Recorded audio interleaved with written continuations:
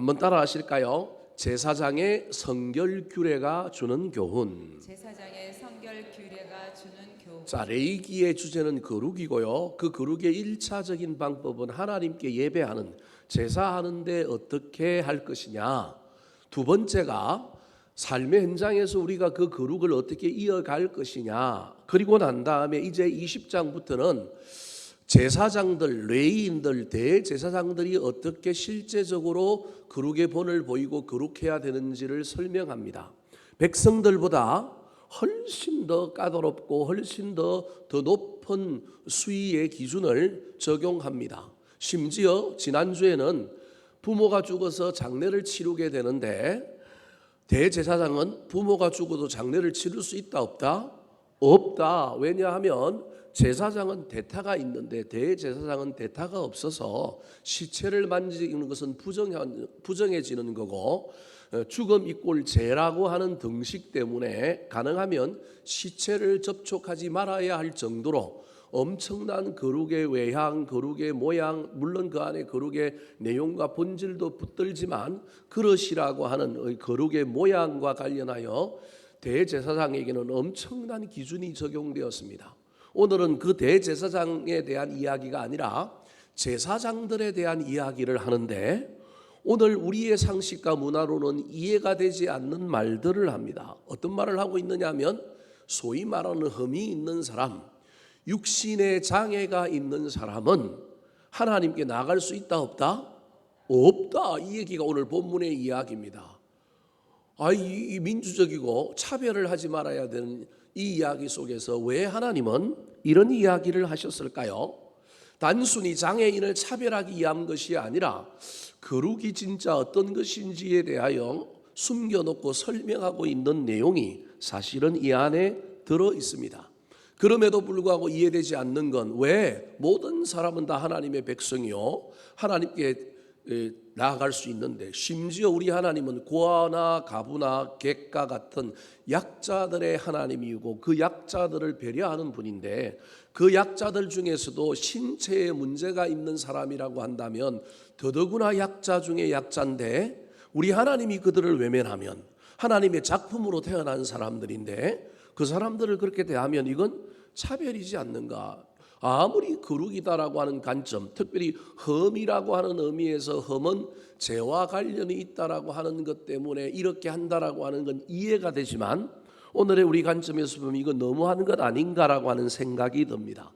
일단 17절 말씀을 먼저 한번 읽어볼까요? 시작. 아론에게 말하여 이르라. 누구든지 너의 자손 중 대대로 육체에 흠이 있는 자는 그 하나님의 음식을 드리려고 가까이 오지 못할 것이니라. 육체에 흠이 있는 자는 하나님께 나올 수가 없다. 여기에 어떤 거룩이 있을까요? 거룩보다는 차별이 있는 것 같고 이해되지 않는 문제가 있는 것 같은데, 이 안에는 어떤 거룩이 들어있을까요? 진정한 거룩은 어떤 것일까요? 첫 번째입니다. 따라 하시겠습니다.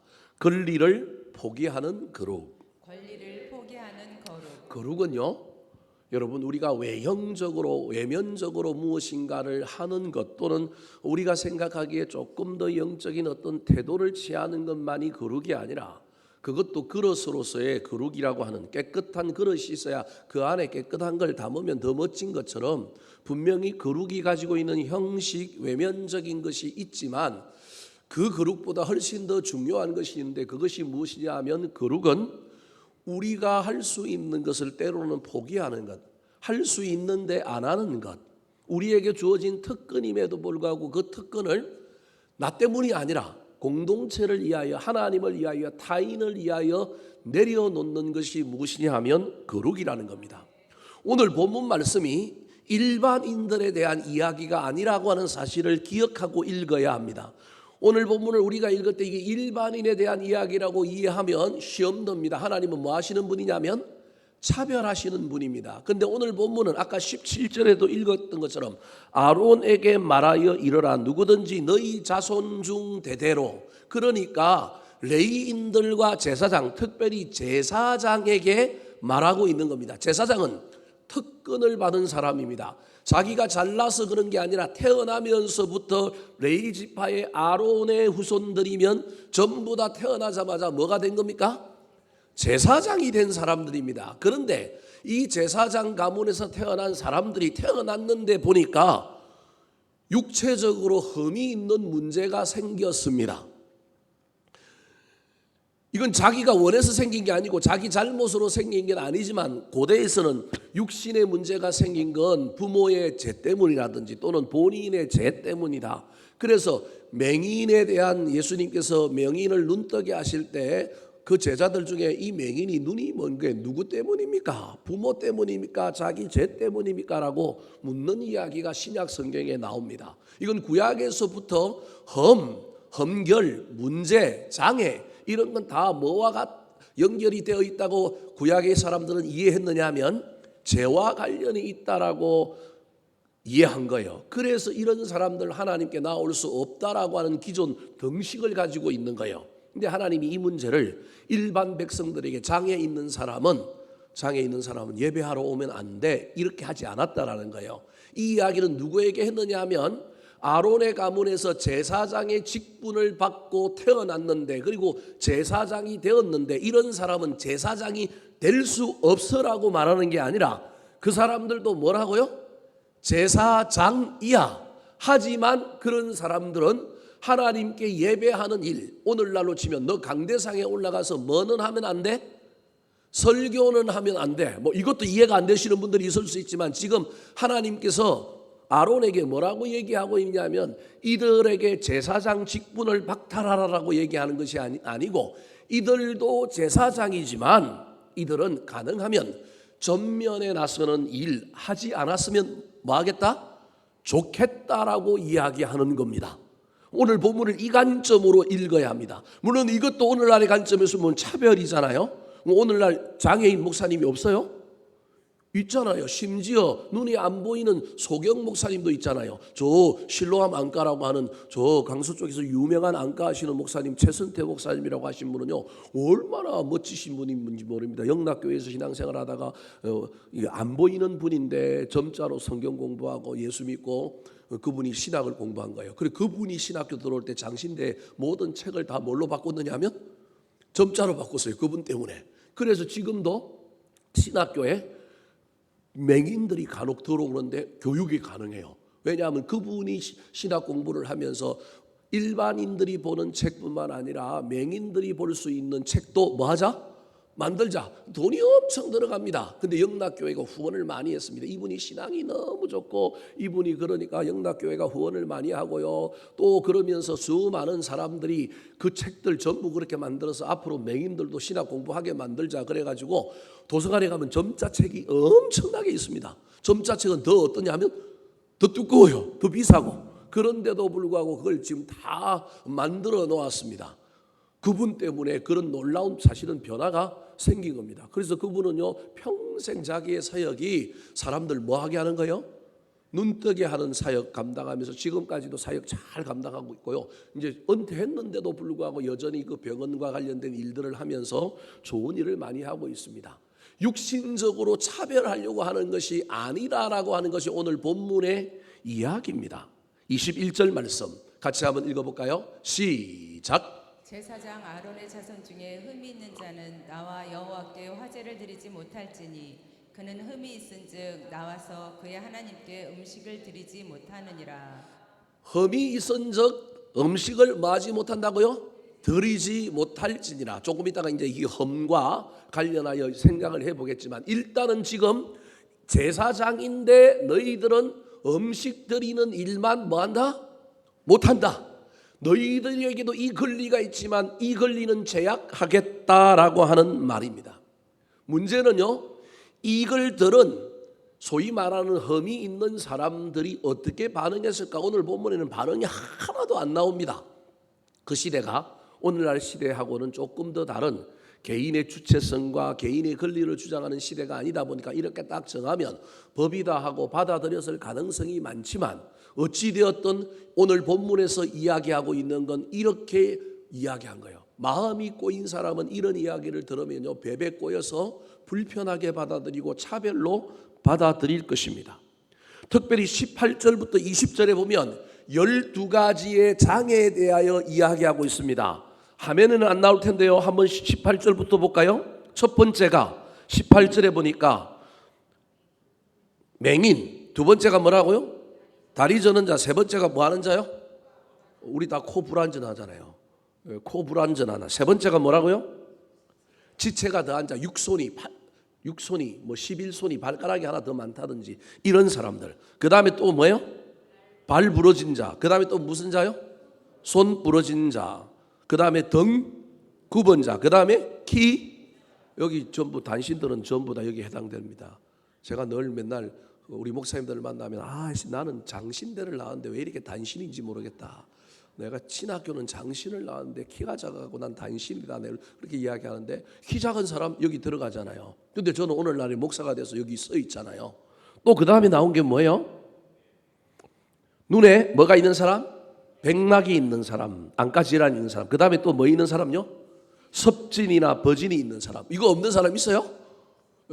이게 이제 문둥병과 연관이 되기 때문에 문둥병의 전조증상, 그때는 의학이 발달되지 않았기 때문에 이런 걸 명확하게 구분 못하기 때문에 미연에 방지하기 위하여 섭진이나 뭐가 있으면 이게 뭐의 전조증상이라고 봤느냐 하면 문둥병의 전조증상이라고 봤기 때문에 이걸 탁 이렇게 못하게 한 겁니다. 더 나아가서 고환이 상한 자, 하여튼 이 12가지의 장애가 있는 사람은 제사장은 제사장인데 하나님께 제사를 제물을 직접 드리는 일은 한다 못한다.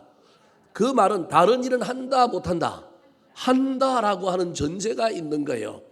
하나를 제한시켜 놓은 것이라 그 하나를 제한시켜 놓은 것도 차별로 여겨질 수 있지만 오늘 본문의 이야기 속에 이런 선포, 이런 규정이 전파되고 선포되었을 때 백성들의 반응과 이 제사장들의 반응이 어떠했을까?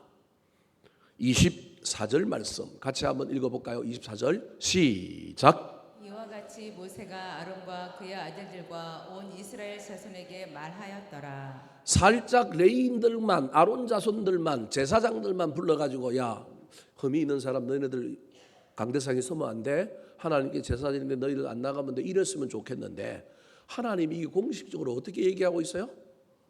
백성들에게 다 선포하는 거예요. 얼마나 차별입니까? 오늘날의 관점으로 보면. 그런데 여러분 이런 차별 속에 어찌되었든지 오늘 본문에 보면 반발했다, 찬성했다라고 하는 표현은 전혀 없지만 저는 오늘 이 본문의 이야기 속에서 할 수만 있다면 성숙한 그리스도인, 성숙한 제사장은 비록 내 권리가 침해되었을지라도 이 권리를 침해하는 것이 나 개인만을 위한 것이 아니라 이 안에 하나님의 놀라운 섭리, 우리 하나님의 뜻, 다른 이야기가 들어있다고 한다면 저는 이 제사장들이 여기에 아멘으로 받았을 것이다 라고 하는 믿음이 있습니다. 여러분 눈에는 보이는지 안 보이는지는 알 수 없지만 제 마음속과 제 눈에는 이 이야기가 선포되었을 때 오늘날 우리의 시대의 문화와 정신과 달리 이때 이 제사장들, 연약한 제사장들, 흠이 있는 제사장들, 이들은 흠이 있는데도 나를 뭘로 삼아주셨다? 제사장으로 삼아주셨다.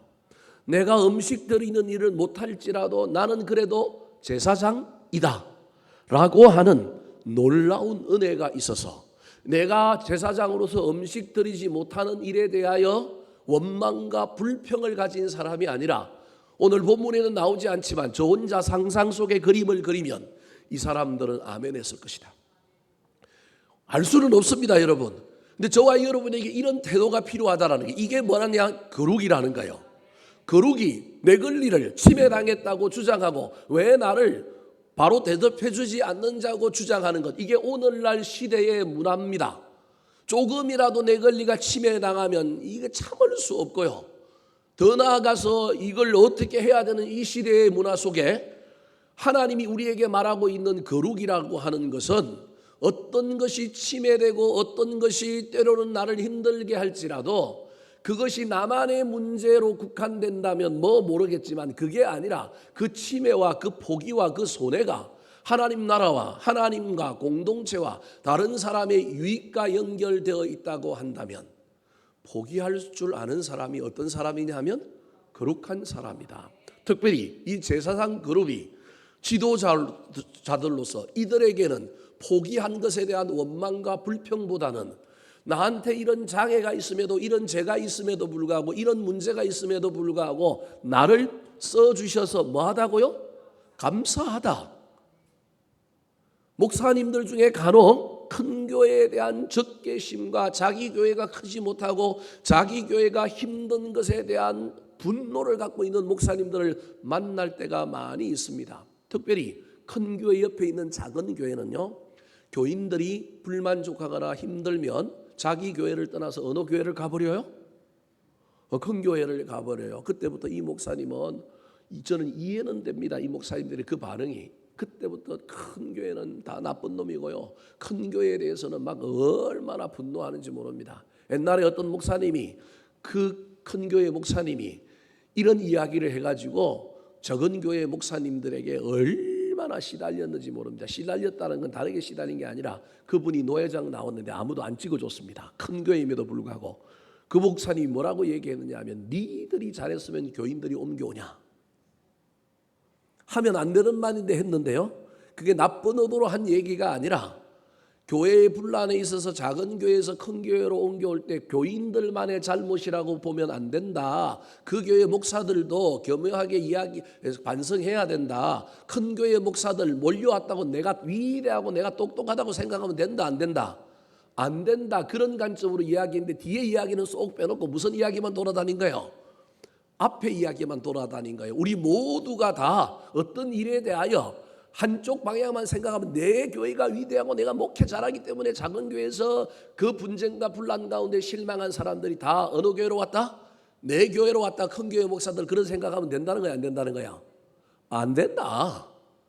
그리고 작은 교회 목사들도 교인이 떠나면 그 교인이 떠난 것은 내 잘못은 하나도 없고 큰 교회 저 목사들 저 인간들 때문에 우리 교인이 뭐 했다고요? 빼앗겼다. 그거 생각하면 된다, 안 된다?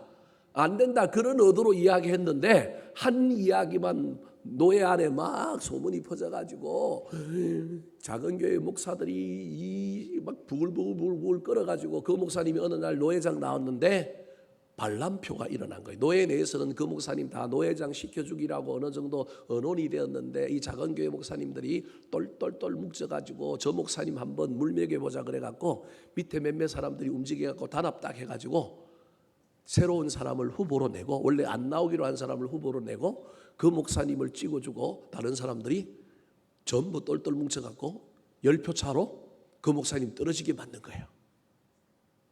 제가 실명을 거론하면 여러분이 시험 들까 봐 실명은 거론하지 않겠습니다.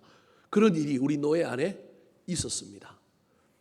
작은 교회 목사님들 의외로 큰 교회 목사님들에 대하여 막 이야기합니다. 처음부터 버스를 돌린 게 아니고 자기 교회에 오는 사람들이 등록하고 왔는데 우리 너무 멉니다. 목사님 우리 이쪽에 뭐 좀 해주세요. 차편 좀 해주세요. 그래서 자기 교인들의 편리를 위하여 차편을 만들어서 그 차를 타고 교인들이 오게 했는데 인근에 있던 교인들이 실망하고 절망한 나머지 차편이 있으니까 그 차편 타고 또 교회를 온단 말이에요. 그런데 해석은 어떻게 되느냐 하면 옆 동네 자기 구역 아닌 데까지 수많은 사람들 몰고 오려고 뭐를 돌린다? 버스를 돌린다. 저 나쁜 놈들 이미 큰데 어떻게 버스까지 돌려가지고 또 많은 교인들을 그물로 막 물고기 다 잡아가듯이 잡아가냐, 뭐 이렇게 생각하는 사람들이 있습니다.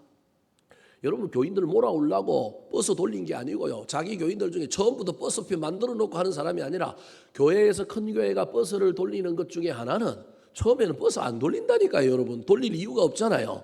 근데 교인들이 자꾸 뭘 넣어요? 민원을 넣어요. 우리 불편해 죽겠습니다. 목사님 교회 버스 해주세요. 그래서 옛날에 교회들이 전부 버스 사서 돌렸습니다. 그런데 버스 기사 월급 줘야죠. 버스가 얼마나 힘든지 몰라요. 그때 교회가 딱 차가 난 게, 아이고 학원 버스들 주일날은 다 뭐예요? 논다, 모여라, 지입차 하자. 그 학원 버스 기사들이 신난 거예요. 신난 거예요. 왜냐하면 주일날도 자기들 뭐 할 수 있어요? 일할 수 있는 거예요. 그래서 플라스틱 간판만 딱 붙이고 교회 이름 붙이고 돌아다니는 거예요. 그러면서 또 아이디어를 내가지고 교회 안 나오면 주일날 교회 버스 돌리게 한다 못한 게 한다. 못하게 한다. 그래서 또 그런 사람들이 또 하면서 뭐 하는 거냐면 또 교회도 나오게 되고 뭐 이런 식으로 해서 자선 버스가 돌려지게 됩니다. 여러분, 보이는 현상에 대하여 해석이 어떠하느냐에 따라서 참 다른데, 여러분, 많은 목사님들 중에 작은 교회 목사님들이 전부 큰 교회를 적으로 생각합니다. 큰 교회가 제가 잘했다라고 얘기하는 게 아닙니다. 그러면 큰 교회가 교인들이 이렇게 늘어났으면 작은 교회를 좀 돕는 방식을 좀 써야 합니다. 그래서 우리 노예에도 보면요, 큰 교회 목사님들이 작은 교회가 생활고를 겪으니까 노예에서 등급을 매겨서 1년에 얼마씩 후원하는 프로그램이 있는데, 그 프로그램의 기금을 다 누가 내느냐 하면 큰 교회 목사님들이 냅니다. 노예에서 저보고도 세구자 하라고 3년 전부터 계속 압박이 오는데 저는 아직도 버티고 있습니다. 버티고 있고, 나는 개별적으로 교회 돕는 곳이 지금 3개 있는데 그걸로 퉁치겠다. 그러면 뭐 또 장로님들 몇 사람은 목사님, 그러면 나중에 뭐 노예에서 큰 일을 못 합니다. 노예에 공헌하고 작은 교회 돕는 일 해야 됩니다. 나는 그런데 관심 없으니까 나는 우리 교회에서 개별적으로 교회 돕는 일 하겠습니다. 나중에 교회가 조금 더 부흥하면 한번 생각해 보겠습니다. 어찌되었든 큰 교회가 작은 교회를 도우면 되는데 그 일도 안 하고 인색하면 문제가 생기는 겁니다. 제가 무슨 얘기를 하려고 하느냐 하면요, 이 작은 교회 목사님들 중에 권리를 포기하는 부분에 대하여 알지 못하는 거예요. 그래서 큰 교회 목사님들에 대하여 막 비난하고 원망하고 모든 해석을 전부 다 나쁘게 해석하여 몰아붙이는 가운데 자기 목회는 더 안 되는 거예요. 그럴수록 목회가 될까요, 안 될까요? 남을 비난하고 원망하면서 내 모든 것의 문제를 누군가에게 전가하면서 목회가 잘 된다? 제가 보기엔 그건 힘들 것 같아요. 근데 어떤 목사님들 중에는요, 작은 교회인데도 불구하고 하나님이 나를, 교회는 부흥시켜 주지 않아도, 나한테 교인은 많이 보내주지 않아도 나를 목사 삼아 주셔서 목회자 되게 만들고, 그래도 나한테 적은 양떼라도 붙여주셔서 뭐하다? 감사하다라고 하는 생각을 가지고 하는 목사님들이 있어요. 저는 그런 목사님들 보면 뒤로라도 더 도와주고 싶고요, 더 격려해 주고 싶고요, 막 노예 안에서도 무슨 일이 있으면 그런 사람들 좀 앞에 내세우고 싶고 막 이야기해 주고 싶고, 그런 분들이 노예 안에 목사님들이 들어 있어요. 전부 다 우리가 권리라고만 생각하면 안 되고요, 우리 중에 할 수만 있다면 일반 세상 사람들이 가지고 있는 기준과 그 잣대를 가지고 내가 무엇인가를 침해됐다, 내가 뭔가를 없다, 이게 문제다라고 말하는 것이 아니라 나한테 있는 것을 가지고 감사함으로 말미암아, 때로는 내가 할 수 있는데도 못하는 것, 내가 되어야 되는데도 되지 않는 것에 대한 포기를 할 줄 아는 사람, 포기해놓고 낙심하고 포기해놓고 원망하는 것이 아니라, 강제적인 포기가 아니라 자발적인 포기와 동의 속에, 여러분, 나한테 맡겨진 일에 대하여 기뻐하는 사람이 뭐한 사람이냐면 거룩한 사람. 성경의 거룩이 그런 관점이 있다라는 걸 잊어버리면 안 됩니다. 우리는 기도 열심히 하고 봉사 열심히 하고 외형적으로 막 어떤 태도를 보이면 거룩이라고 얘기하는데, 진짜 거룩은요, 내가 하고 있는 일에 감사함으로 말미암아 내가 할 수도 있는데도 안 하는 것, 내가 어떤 권리가 있음에도 그 권리를 포기하는 것, 단순히 내 개인적인 문제가 아니라 그 일이 특별히 하나님 나라의 영광이 된다고 한다면 포기하는 것.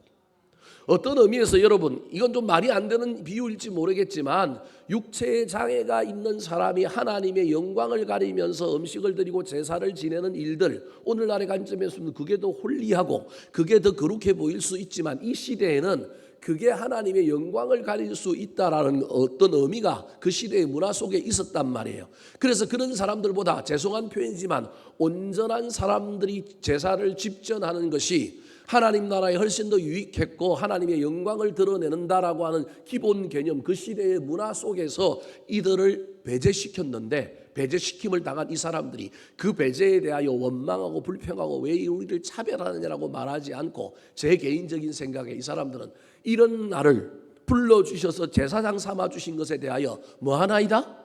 감사하나이다. 그래서 이게 거룩이라는 거예요. 이 거룩은 장애가 없이 제사장 직분을 이행하고 있는 사람에게는 없는 거룩이라는 거예요. 없다고 표현하면, 단적으로 없다고 표현하면 좀 미안하지만, 하나님이 보시기에 정말로 온전한 사람들에게는 잘 발견되지 않는 거룩이 분명히 배제되었고 분명히 포기되었던 사람들에게 보이는 놀라운 거룩이 있다라는 겁니다. 이 비밀을 저와 여러분이 깨달아서 때로는 저와 여러분에게도 포기함으로 말미암아 자발적인 손해범으로 말미암아 거룩을 나타낼 줄 아는 사람들이 되기를 우리 구주 예수 그리스도의 이름으로 축원합니다. 두 번째, 오늘 제사장의 규례, 특별히 흠이 있는 사람을 앞으로 내세우지 않는 이 이상한 규례 속에 어떤 거룩이 담겨 있을까요? 따라 하시겠습니다. 배려하고 포용하는 거룩. 배려하고 포용하는 거룩. 그럼에도 이해가 안 되는 것, 그럼에도 하나님이 사랑이 많다고 한다면 이 사람들도 제사장으로서의 온전한 기능, 제사장이 하는 모든 일을 다 하게 해주어야 하지 않겠느냐라고 하는 의문이 여전히 남아 있습니다. 그렇다면 포기하는 거룩 말고 또 어떤 의미에서 이들을 배제하고 제외한 일의 거룩이 있을까요? 그게 배려와 뭐라고요? 포용이라는 말입니다. 차별처럼 보이는 이 율법의 규정을 하나님께서 선포하신 것은 개인의 권익보다는 제사의 거룩성을 지키려고 이들을 배제한 겁니다. 이들의 관점이 중요한 게 아니라 제사의 거룩성, 제사의 온전함이 훨씬 더 하나님이 중요했기 때문에 이들을 배제시켜서 차별처럼 보이지만, 여러분, 때로는 하나님이 우리는 우리 개인의 중심으로 출발하여 내 자존심, 내 권리, 내 이익이지만 때로는 하나님이 하나님 나라 공동체의 유익을 위하여 내가 배제되고 내가 손해보고 내가 천대받고 내가 좀 따돌림을 당하는 일도 받아들일 수 있는가라고 하는 질문이 이 안에 있을 수 있다는 걸 기억하셔야 됩니다.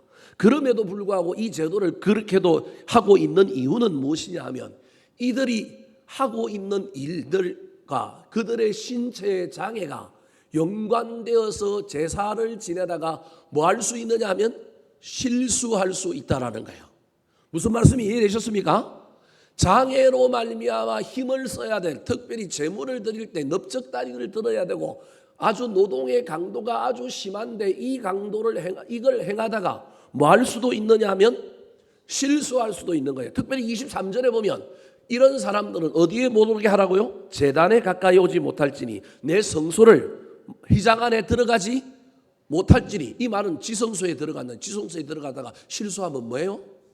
죽어요. 온전한 사람도 죽을 가능성이 있는데 하나님은 내면도 보셔서 내면도 문제가 있는 사람을 지성소에 죽이는데, 여러분, 육체적인 문제 때문에 외면적으로도 실수하면 당연히 그 인간은 훨씬 온전한 제사장들보다 뭐 할 가능성이 더 많으냐면 죽을 가능성이 훨씬 많다라는 거예요.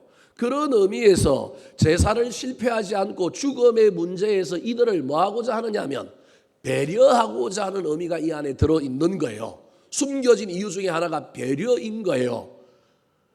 그래서 이들에게 이 일을 하지 말라는 거예요. 노동의 강도가, 제사장이 하고 있는 노동의 강도가 너무 심하다. 그런데 이 심한 노동의 강도를 이들이 이걸 감당하기에는 쉽지 않으니 이들을 배려하기 위하여 신분은 똑같다. 그런데 너희들은 이 일을 하지 마라. 너희들에게 배제함으로 말미암아 너희들을 욕보이려고 하는 것이 아니라, 그래서 온 공동체에 다 전하라고 한 것은 너희들을 낙인 찍혀가고 너희들을 이상한 사람으로 만들려고 하는 것이 아니라 공동체 전체가 이들이 이 일을 행하지 않아도 이들은 목사다, 이들은 제사장이다 라고 하는 인정을 하기 위하여 공동체 전체에 고하라라고 이야기하고 있는 거예요. 그래서 이들에게 노동의 강도를 좀 줄여주고 혹시 실수하여 제사를 망가뜨리고 심지어 생명에 위험이 있을까봐 이들에게 이것을 배제한 겁니다. 그렇다고 한다면 이것이 충족되려고 하면 이 배제가 제사장 직분의 차별이 아닌 것이 드러나야 합니다. 그런데 오늘 본문에 그 내용이 있습니다. 어디에 있을까요? 22절 말씀 같이 한번 읽어볼까요? 시작. 그는 그의 하나님의 음식이 지성물이든지 성물이든지 먹을 것이나, 단지 제사의 클라이막스라고 할 수 있는 음식을, 제물을 하나님께 드리는 일은 못하지만 그건 성한 사람, 육신이 성한 사람이 했다 할지라도 그 이후에 모든 제물을 나누어 먹는 이 일에는 이들은 뭐한다? 참여한다. 이게 포용입니다. 배려와 포용이라고 하는 이해 속에서 이 문제를 이해해야지 차별이다, 오늘날의 시대의 문화 속을 가지고 오늘 본문을 해석하면 안 되고 그 시대의 문화 속에 이들은 그래도 제사장이다. 이들이 앞에 나서서 일은 안 하지만 이들은 제사장으로서 제사 이후에 제사장이 해준가 제물을 드린 사람들과 함께 음식을 나누어 먹고 화목제를 드리는 일에는 이들도 당연히 뭐 해야 된다? 참석해야 된다. 참가해야 된다. 그런 말이라는 겁니다. 간혹 담임 목사는 위대하고 기간 목사는 위대하지 못하고 뭐 이런 이중적인 관점을 가지고 담임 목회하던 일반의 교회 목사님들이 다른 기독교 모임에서 일반 목사님들 만나면 조금 그런 경향들이 있는 걸 봅니다. 노예 안에서도 전도 목사님들이 있고 기간 목사님들이 있는데 이분들이 홀대당하거나 그런 일들을 볼 때가 있습니다. 제가 이들을 담당하는 노예 안의 부서의 국내 선교부장을 할 때 이분들이 너무 많은 외로움을 이야기하는 거예요. 왜 우리는 투표권도 있고 우리는 노예 회원인데 다른 목사님들은 시찰회라고 하는 것이 있어서 또 다르게 자기들끼리 모이고 소통하는데 왜 우리는 그런 사전 모임은 하나도 없고 왜 우리는 노예 때만 덩그렇게 참석해가지고 한쪽 귀퉁이에 몰아놓고 기간 목사, 전도 목사 팻말 붙여놓고 거기 앉아있게 하느냐. 똑같은 노예원으로 대접하고 똑같은 인정은 해주는데 왜 우리는 소속감이 없도록 만드느냐. 그 이야기를 듣고 난 다음에 이들의 위로를 해야 되겠다. 이들을 시찰회로 하나 또 다른 시찰회로 만들어줘야 되겠다. 그래서 두 가지를 제안했는데 노예의 높은 벽 때문에 시찰회를 만드는 문제는 폐기되었고 이들을 위하여 1년에 한 번 시찰회 모이듯이 1년에 두 번 시찰회 모이듯이 노예가 되기 전에 이들을 모아서 이들의 이야기를 듣고 이들을 교제하게 하는 그런 시찰회에 버금가는 모임을 만들어야 되겠다. 그건 통과되어서 그들을 불러 모아서 점심을 먹이고 서로 안건도 내게 만들고 서로 자신들의 고민도 나누게 했더니 얼마나 좋아했는지 모릅니다. 여러분 부목사나 목사나 다 뭐라고요? 목사입니다. 다 하나님 나라의 중요한 사역자들입니다. 그래서 이 놀라운 이야기를 통하여 이들이 비록 제물을 하나님께 드리는 데는 참석하지 못하지만 이건 이들이 흠이 있어서 이들의 개인적인 문제, 실력의 문제, 능력의 문제가 아니라 제사의 온전성과 많은 사람들에게 더 큰 은혜를 끼치기 위하여 이들이 포기한 놀라운 그 거룩을 나타냈을 뿐만 아니라 이 거룩을 나타낸 사람들에게는 공동체가 배려하고 뭐 해야 되느냐면 포용해서 같이 음식을 나누고 이들도 제사장이다라고 하는 것을 알려줘야 된다.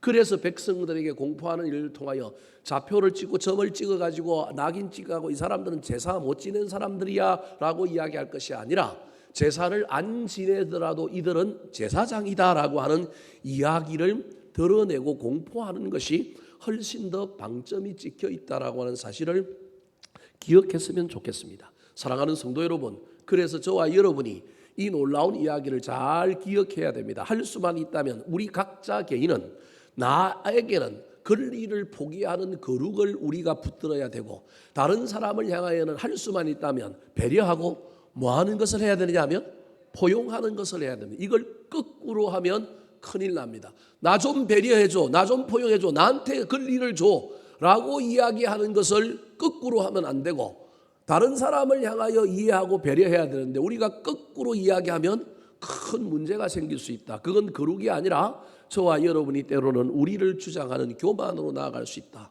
오늘날 세상은 그게 교만이 아니라 민주요, 그게 공평이요, 그게 권리라고 이야기하는 시대에 우리가 살고 있지만 교회 안의 거룩은 진짜 거룩은 나를 향하여는 포기하는 거룩, 다른 사람을 향하여는 이해하고 배려하고 포용하는 것이 거룩이다라고 하는 것을 잘 기억하여 그 삶을 향하여 달려가는 저와 여러분이 되기를 예수님의 이름으로 축원합니다.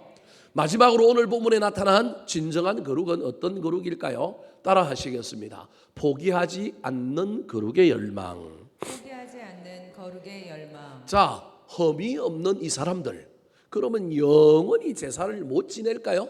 제사는 지내는데 제사에 참여하는데 마지막 하이라이트, 하나님께 제물을 드리는 일에는 배제되어서 단 위에 올라가지 못하는 이 놀라운 이야기는 영원히 계속돼야 되는 이야기일까요? 23절 말씀 같이 한번 읽어볼까요? 시작. 휘장 안에 들어가지 못할 것이요 제단에 가까이 하지 못할지니 이는 그가 흠이 있음이니라. 이와 같이 그가 내 성소를 더럽히지 못할 것은 나는 그들을 거룩하게 하는 여호와임이니라. 자, 앞에 있는 이야기는 부정의 이야기입니다. 육체에 흠이 있는 사람, 시장 안에 못 들어간다, 이 지성소를 얘기하는 거고요. 제단에 가까이 하지 못한다라고 이야기합니다. 그러면서 이는 그가 뭐가 있다고요? 흠이 있다. 내 성소를 더럽힐 가능성이 있기 때문에 그들은 가까이 오면 안 되고 들어가면 안 된다라고 합니다. 그런데 뒤에 말은 또 이상한 말을, 이율배반적인 말을 쓰고 있습니다. 나는 그들을 거룩하게 하는 뭐라고요? 여호와임이니라. 못 들어간다 그래놓고는 또 지금 하나님이 뭐라고 얘기하면 나는 그들을 뭐하게 하는 여호와라고요? 거룩하게 하는 여호와임이니라. 여러분, 이 이야기가 신약에 이루어졌습니다. 메시아가 오니까 저런 자들이 뭐하게 돼요? 걷게 됩니다. 못 보던 자들이 뭐하게 돼요? 보게 됩니다. 이 이야기가 신약과 이어지는데 이 구약의 관점에서 지금 뭐라고 얘기하고 있냐면 나는 흠 있는 사람을 흠 있다고 영원히 점 찍어놓고 너희들은 안 돼라고 말하는 하나님이 아니라 난 너희들을 지금은 구분하여 못 들어가게 했지만 나는 흠이 있는 너희들을 뭐하게 하는 하나님이라고요? 흠이 없게 거룩하게 만드는 하나님이다. 이게 우리 하나님의 본심인 거예요. 하나님은 흠이 있는 우리를 흠 없는 존재로 만들겠다라고 하는 열망을 가지고 계신 분이라는 거예요. 다르게 얘기하면 흠이 있는 우리도 뭘 품어야 되느냐 하면 열망을 품는 자가 거룩인 거예요. 거룩에 대한 열망을 잃어버리지 않고 있는 사람, 언젠가 메시아 예수 그리스도가 나타나서 그 육신의 모든 문제를 해결하여 주므로 말미암아 저런 자들도 이제 하나님께 들어가서 예배할 수 있는, 제대로 예배의 봉사자가 될 수 있는 길이 있다. 여러분, 이 이야기에 우리 하나님의 놀라운 열망이 있는 겁니다.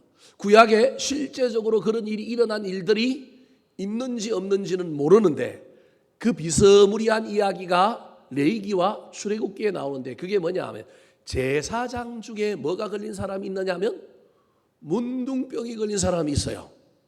그래서 제사장 중에 문둥병이 걸렸는데 문둥병이 걸림으로 말미암아 제사장도 격리하고 제사장도 제사를 뭐예요? 못 드립니다. 그런데 나중에 이 제사장도 이 질병이 낫고 나면, 치유를 받고 나면 다시 뭐 한다고요? 다시 제사장의 일들을 감당할 수 있는 겁니다. 육신의 장애가 고쳐진다? 구약시대에 쉬운 일은 아니지만 여러분, 그럼에도 불구하고 구약에도 치유의 역사와 나음의 역사가 얼마나 많이 있었는지 모릅니다. 그 일들을 통하여 하나님은 한 번 정해놓은 이 법을 가지고 영원히 못 들어오게 하는 것이 아니라 정말로 거룩의 열망을 품고 있는 사람들에게 길을 열어놓고 나는 그 사람들을 뭐하고자 하느냐 하면 거룩하게 만들 하나님이다. 저 이야기를 제가 쓰는 소설과 상상으로 얘기한다면 장애가 있어서 이것에 대하여 권리를 포기하고 못 들어가는 이 법에 막혀서 이 제물을 드리지 못했던 사람, 그러나 그 열망을 품고 나도 온전해져서 하나님 내 다리 좀 고쳐주시고 내 눈 좀 뜨게 해주시고 나도 한번 내 평생에 나도 제단에서 나도 지성소에서 성소에서 한번 하나님께 섬기는 제사장 되고 싶습니다라고 하는 열망, 내 몸에 이 흠 좀 사라지게 해 주십시오, 없게 해 주십시오, 고쳐 주십시오라고 하는 열망을 가진 사람을 우리 하나님은 그 열망 때문에 내가 너를 흠없는 자로 변화시켜 주겠다, 내가 너를 고쳐 주겠다라고 하는 의미로 오늘 23절을 이해해야 한다는 겁니다. 실제로 그런 일이 일어났는가에 대한 정확한 제사장에 대한 이야기는 없습니다. 육신이 절었던 제사장들 중에, 다리를 절었던 제사장 중에 이게 나아가지고 나중에 이 일을 했다, 공식적으로는 성경에 제가 아무리 찾아봐도 없습니다. 그런데 문둥병에 걸렸던 제사장이 문둥병으로 말미암아 소외되고 이 권리를 박탈당했다가 나중에 치유받고 나오는 것처럼 이 이야기 속에 우리 하나님이 못하실 일이 없는 능력의 하나님이라고 한다면 이 이야기 속에 강조하고 있는 내용은 현실의 우리의 삶과 우리의 어떠함과 상관없이 우리한테 거룩에 대한 열망을 가지고 있는 사람은 하나님이 그들을 거룩한 존재로 뭐 하신다고요? 만들어 주실 것이다. 그게 나는 그들을 거룩하게 하는 뭐라고요? 여호와이니라. 흠이 있느냐 없느냐가 중요한 게 아니라 그 흠 속에도 거룩해지려고 하는 열망을 품고 있는 자, 나는 그들을 거룩하게 만드는 열망의 하나님이다. 사랑하는 성도들, 오늘날 저와 여러분은 육신의 흠은 없지만 다 영적인 흠이 있는 사람들입니다. 그럼에도 불구하고 우리는 은혜로 우리 주님 앞에 나와 예배합니다. 그런데도 우리는 여전히 죄성이 남아 있어서 우리의 권리가 제한되거나 내가 죄되거나 내가 어떤 일에 섬기고 봉사하는 일에 배제되거나 그러면 우리는 이 권리를 포기함으로 내가 도리어 감사하고 나한테 맡겨진 일에서 최선을 다함으로 거룩을 드러내기보다는 우리는 뭐 하느냐 하면 원망하고 불평합니다. 사랑하는 성도 여러분, 그러지 마시고 내가 있는 자리에서 최선을 다하시기 바랍니다. 그 자리에서 최선을 다하고 더 거룩해지고 더 잘 섬기고 더 귀한 자리로 우리 주님이 보내주실 것을 사모함으로 말미암아 그 길을 가려면 내가 원래 그 자리에 있어야 되는데 내가 원래 그 권리가 있는데 나를 이렇게 해서 난 지금 못하고 있다, 난 원망하고 불평할 것이 아니라 이 자리에 보내신 이유, 이곳에 있는 이유를 깨닫고 그곳에서 열망을 가지고 최선을 다하시기 바랍니다.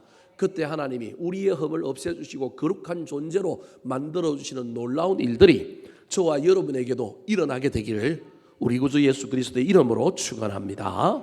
한번 따라 하실까요? 제사장의 성결 규례가 주는 교훈. 제사장의 성결 규례가 주는 교훈. 권리를 포기하는 거룩. 권리를 포기하는 거룩. 배려하고 포용하는 거룩. 배려하고 포용하는 거룩. 포기하지 않는 거룩의 열망.